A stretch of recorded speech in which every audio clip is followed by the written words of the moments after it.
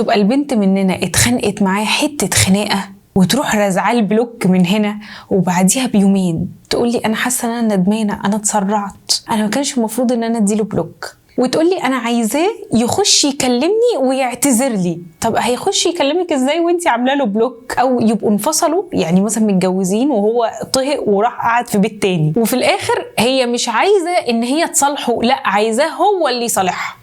انا في الفيديو ده هقولك ازاي تخليه هو اللي يصالحك مش العكس. لو عايز تعرفي ازاي تابعي معايا الفيديو للاخر. انا مريم عوزة، دي قناتي، لو انتي اول مره تشوفيني اهلا وسهلا بيكي، منوره الدنيا كلها. ما تنسيش لايك، شير، سبسكرايب وتفعلي زر الجرس عشان يوصلك كل فيديوهاتي الجديده. اما لو انتي اصلا من المتابعين عندي مش محتاجه اقولك، انتي منوره الكون كله.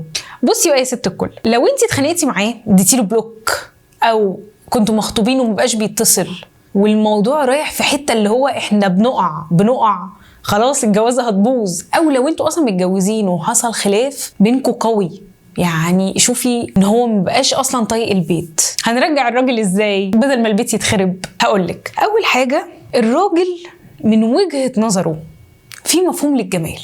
يعني في رجاله بتحب البنت البيضه، في رجاله بتحب البنت السمراء، في رجاله بتحب الشعر الناعم، في رجاله بتحب الشعر الكيرلي. الراجل عموما العالم كله بيدور على الجمال، بس هو ذوقه ايه في الست دي حاجه انت اكيد عارفاها. انت عارفه ذوق جوزك، ذوق خطيبك بيحب الشكل المعين، يعني بيحب البنت اللي شعرها كيرلي، او بيحب البنت الرفيعه التخينه. فهو الراجل بيدور اهم حاجه على الجمال من وجهه نظره هو.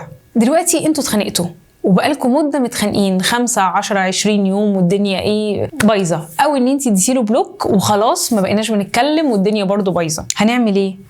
هنستنى. اول حاجه هنفك البلوك لو احنا عملنا بلوك، وانا ما انصحش ان احنا نعمل بلوك تاني في حياتنا، يعني مبدأ البلوك ده ممنوع، ده زرار ملوش لازمه اصلا. يبقى اول حاجه هنفك البلوك، تمام. تاني حاجه هنبتدي نهتم بجمالنا. يعني الراجل بيحب الشعر الكيرلي، او الراجل اللي انت مرتبطه بيه بيحب الشعر الكيرلي، فمعلش اهتمي شويه ان انت تخلي شعرك كده. بيحب مثلا بنت رشيقه، معلش ما فيهاش حاجه لو نزلتي وظبطتي جسمك واهتميتي بالاكل الصحي والكلام ده. هو عموما الحاجات دي حلوه ليكي، يعني ان انت تروحي الجيم وتلعبي رياضه والكلام دي حاجه حلوه ليكي بصراحه، بس ماشي بقينا اجمل اللي تخلي جمالنا ظاهر. تاني حاجه تهتمي بجمالك، تهتمي انت حلوه في ايه حاجه انت اهملتي فيها. لبسك مثلا، تهتمي بلبسك ومظهرك، شكلك، تهتمي بقى بمكياجك، دلعك، حاجاتك، تهتمي برقتك. يعني ما تبقيش انتي السوبر وومن اللي بتنزل وبتودي الولاد المدرسه وبتجيبهم وبتعمل وبتسوي وبتطبخ وبتشيل وبتحط وعايز تشيليه فوق راسك وتمشي بيه في البلد. لا، اهتمي برقتك، ان انتي ست رقيقه،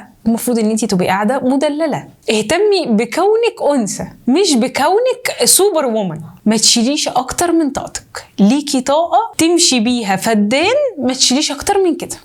تالت حاجه، ابتدي تنزلي بقى ستوريز جديده على الانستجرام، على الفيسبوك، على الواتساب. نزلي حاجات ستوريز ليكي، خروجه ليكي، صورك وانتي حلوه. طبعا انتي اهتميتي بنفسك وشلتي البلوك، فالمفروض ان احنا نوريه بقى ان احنا لا ده احنا شلنا البلوك، لا ده احنا حلوينا، ده احنا بقينا اكتر انوثه، بقينا اكتر جمال، بقينا اكتر رقه. نوريه حاجه زي دي وهنستنى. دخل كلمك تمام، ما دخلش كلمك هتعملي ايه؟ لو هو خطيبك او جوزك فهنعمل زي تجمع عائلي، عيد بقى، مناسبه عائليه، مناسبه اجتماعيه، اي مناسبه من دي انت عارفه ان في تجمع فانت تبقي موجوده. يعني احنا بنتكلم مع بعض على النت وكده، هتعملي ايه؟ هتبتدي تدوري على بوست هو منزله، هتبتدي بقى تدوري على البوستات اللي هو منزلها. يعني حاجه يكون منزله مثلا رومانسيه تروحي عامله له عليها لاف، حاجه مثلا تكون مضحكه تروحي عامله له عليها ها. عارفه الجو ده؟ انت اللي تخشي، انت اللي تبادري باول خطوه. دخل كلمك خير وبركه، طب لو ما دخلش كلمك انت اللي هتخشي تكلميه.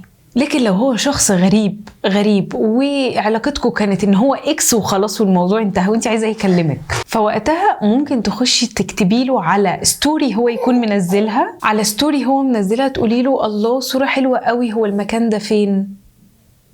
كده واستني هو يرد عليكي. هو هيلاقي ان انت كلمتيه، لو هو ما كانش واخد باله منك هيبتدي ياخد باله منك، ويخش اصلا كده كده اول ما انت هتبعتي له هيخش على صورك يبص عليها، ايه ده دي حلوت، ايه ده هي عملت كده ليه. وقتها هو كده كده هيرد عليكي، ما ينفعش ان انت تخشي تكلميه هو ما يردش، وهيحاول ان هو يرجع الميه تاني لمجاريها. وبس كده، دي كانت خطتي البسيطة جدا عشان ترجعي الاكس او ترجعي جوزك لو انتوا الاتنين متخانقين. بالنسبة للموضوع كمدة، فخليه على قد ما تقدري ان المدة تبقى طويلة، يعني على الاقل شهرين عشان تقدري تهتمي بنفسك، عشان ترجعي ثقتك بنفسك، جمالك، رقتك، انوثتك، كل ده محتاج وقت، فمش اقل من شهرين شغل عليهم. اما لو انت مستعجلة وعايزة تخشي تكلميه دلوقتي، فلو انت دخلتي قبل شهرين صدقيني هيكسفك. وانا مرضلكيش ابدا ان انت تبقي مكسوفه ولا ان انت اللي تعتذري. البنات برنسيسات، في برنسيس بتروح تعتذر لراجل مستحيل. وبس كده، انا كده خلصت الفيديو ده. لو عجبك ما تنسيش تعملي لي لايك وتشاركيه مع صحابك عشان يوصل لاكبر قدر من البنات. ولو عندك اي مشكله، سايبك عايزه يرجع مش عارفه تعملي ايه، فاكتبي لي تحت في التعليقات، انا بشوفها كلها وبرد عليها كلها. وشكرا جدا على وقتك.